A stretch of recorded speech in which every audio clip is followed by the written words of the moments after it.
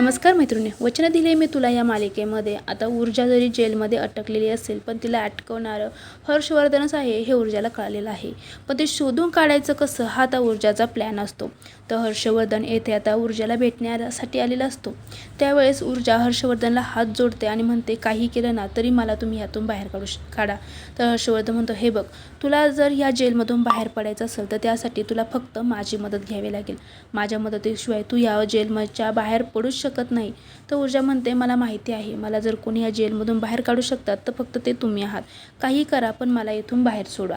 तर हर्षवर्धन म्हणतो, ठीक आहे, मी तुला इथून बाहेर काढेल आणि तुझं जीवन तुला चांगल्या प्रकारे जगतासुद्धा येईल.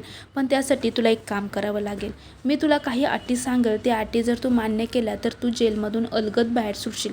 पण तू जर मी दिलेल्या अटी मान्य नाही केल्या तर तू या जेलमध्ये सडत बसशील आणि तुझं अख्खं आयुष्य तुला या जेलमध्येच काढावं लागेल. इतका मी तुला या जेलमध्ये गुंतून टाकन.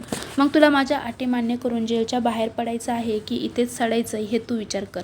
आता हर्षवर्धनच्या या बोलण्यावरून ऊर्जाला हे तर कळलेलं असतं की मला या केसमध्ये गुंतवणारा दुसरा तिसरा कोणी नसून हर्षवर्धन आहे.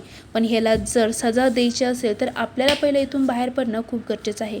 म्हणून आता ऊर्जा हर्षवर्धनला म्हणते, तुमच्या त्या 3 अटी कोणत्या आहे. आता ह्या 3 अटी पुढील भागात आपल्याला बघायला मिळणार आहे. त्यासाठी तुम्ही चॅनलला सबस्क्राईब करून ठेवा, व्हिडिओ लाईक करा, म्हणजे पुढचा एपिसोड तुम्हाला बघता येईल. थँक्यू.